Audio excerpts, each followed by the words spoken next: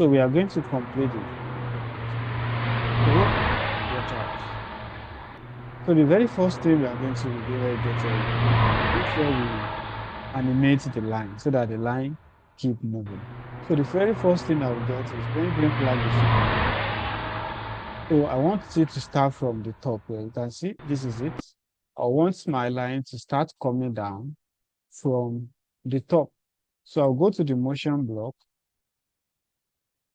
I'll say always come to this position. You can see, but I want it to start from the middle of the stage on the x-axis. Then after that, I need a forever block, and I will need it to always be changing the y position by -3. So this -3 will always make sure it's coming down. If it is positive, that is going up. I want it to be coming down. So clicking the green flag, did you see the light keeps coming down? So I want it to go back up by itself. So to do that, I will say when it gets to the bottom, it should always go back up. So I need a conditional block for that. So I need a less than operator here, and I'll demarcate the y position because it is moving down on the y-axis. So I'll say if my y position is less than the current position where it is now is what? -265. So but I can also say the negative position of where it started from. That will be -200. So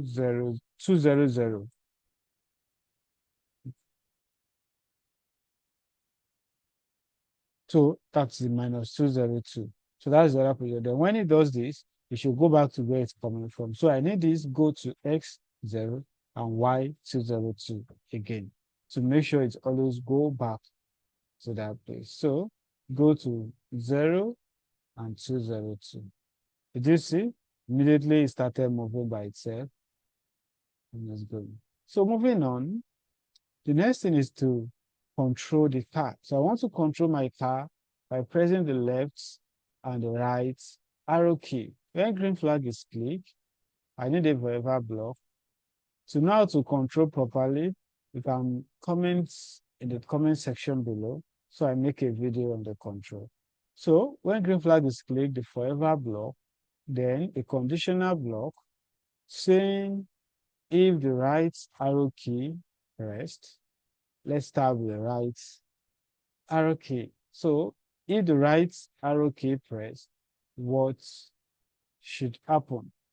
So we want it to change x. So I'll go to my change x by 5. Did you see? To change x by 5. I can quickly duplicate this, put this under it, and say if left arrow key is pressed, change y by what? -5. Now let's see that. Did you see?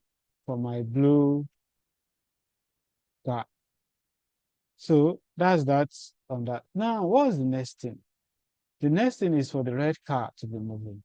But before we do that, we need some variables. We need to create a variable for the speed.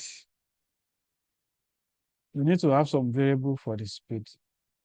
Variable, I'll start from the first speed. I'll call it speed 1. So that will be for the first car. Oh, sorry. I want to click on OK. Speed 1. Okay. The second speed, speed 2. Good. Now we have the two variables controlling the speed of the red cars. So I don't want to see them on the screen. I can just check these boxes to hide them.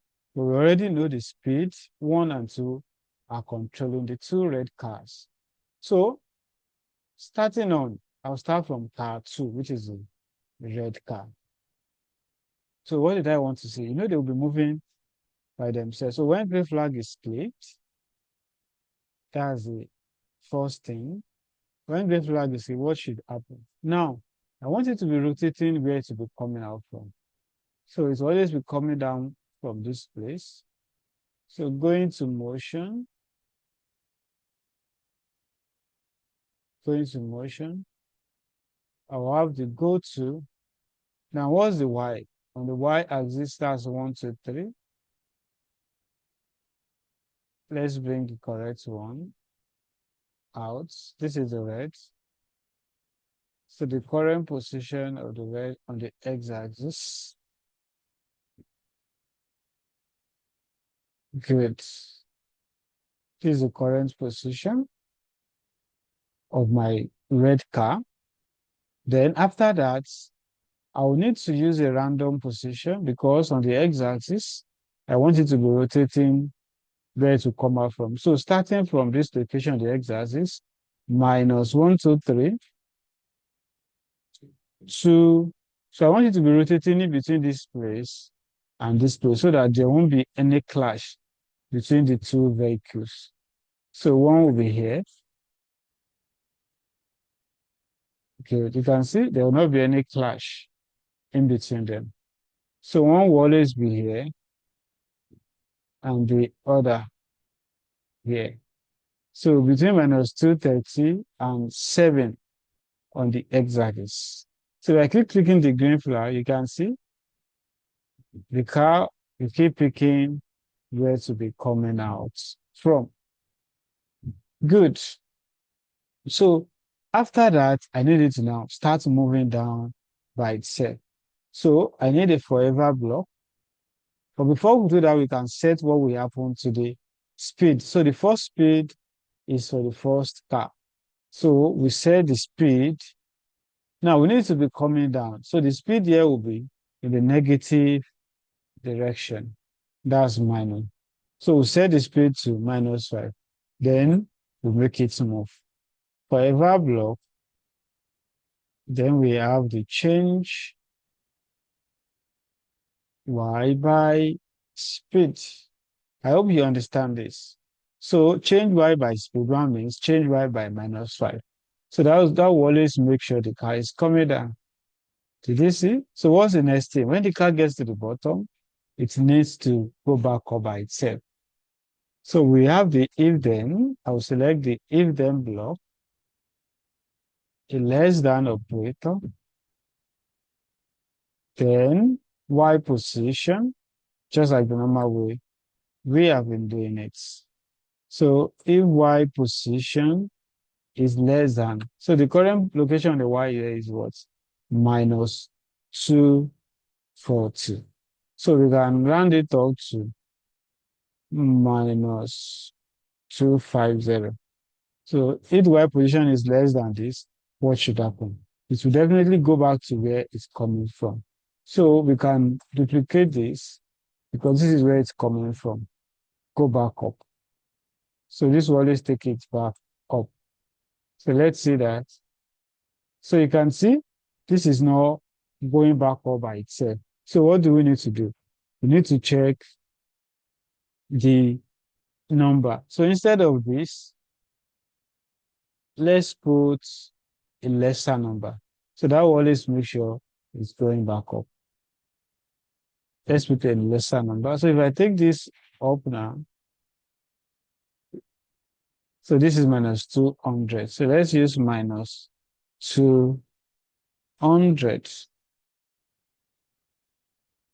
All right. So if it doesn't work again, you keep reducing the number, but it works now.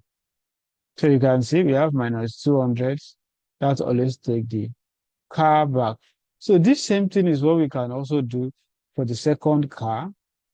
We can always do this for the second car. Then we duplicate the speed. Just change the speed to speed 2. All right. So what is the next thing to be done? So let's quickly do the second car. So we see, I would just like to duplicate my car here, which is car 4. This, I'll delete it and I'll make my car 4. So what I will change here is the position of where this my car will be starting from on the car 4. So from this location, on the y-axis, they will be the same thing, but on the x-axis, that will be from 47 to around this place. And the y-axis at 78. So we'll call this 7 and 8. Then we set the speed to speed 2. Then we change this to speed 2. Good. Then where this will go back to also 247 and 7 and 8. Let's check. Do they see? Now, to have a major difference between them, you can change the speed so that they are not moving at the same speed, so that it won't look as if the two cars are moving at the same time. So I'll stop it. So I'll change the speed to 7 minus 7. So let's see. Did you see? One car is moving faster than the other while I try to escape this. Now let's set the score. So how will the score be increasing? The score will be increasing when my blue car is able to escape the red car successfully. And what denotes that? What denotes that is anytime the red car moves beyond the bottom, that's when the score gets to increase. So we can just simply put change score by 1 here. But we have to set the score at the beginning. So let's set my score to 0 at the beginning, so that the score can always be starting from 0. So here, the score will be increasing. Did you see? Upon a successful... Now, what will happen if the car hits the other car? So that's the next thing. So if that car hits the other one, so what will happen? The game will be over. So that's simple also. So let's quickly do that. So we can put it here, another conditional block, which says if this blue car touching the red car. So I'll go to sensing. I'll get my touching block. I'm already under the car. So if it's touching, so I need a conditional block, an operator, because they have two cars. So I'll get my or. So I'll say if car touching car 2 or touching car 4, what should happen? So I need to create a game over sprite here. So let me just quickly write game over. So increase the size. So this is how my game will be over. So under my game over, I can say when the green flag is clicked, the game over should hide. I don't want to see it when the game starts. Then I'll go back here. I'll broadcast a message first from my game over here. So I can name the message that if the car touching it, broadcast game over. So this gets to broadcast game over. So under the game over here, I'll come here, I will say when I receive the game over, what should happen? Show. So that will get to show the game over screen. Do we get? Then after show, then we can stop any other scripts. So we can put the stop for there. Let's test that and see. Still see game over. So let me make sure my show is showing very well. It seems it's not showing very well on the screen. Yes, it's okay like this. Again now. You see? Now my game is ready. Again. So this is simply how to create a car race game on scratch. Please, if you like this video, kindly subscribe to my YouTube channel, and you can recommend a game you would like me to create in my next video. Thank you.